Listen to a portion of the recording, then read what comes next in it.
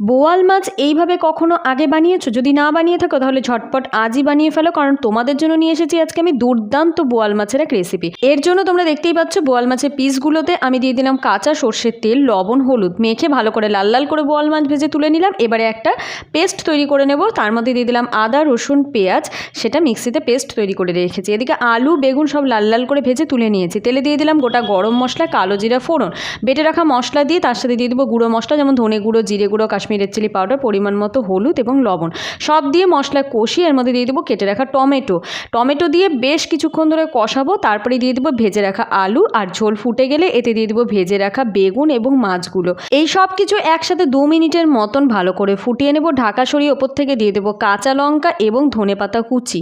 গরম ভাতে এই রেসিপি একবার বানিয়ে খেলে বারবার খেতে ইচ্ছা করবে। দুর্দান্ত স্বাদের এই রেসিপি। যদি আজকে তোমাদের ভালো লাগে তাহলে অবশ্যই চ্যানেলকে সাবস্ক্রাইব করে ভিডিও লাইক শেয়ার করে আমার সঙ্গে থেকো।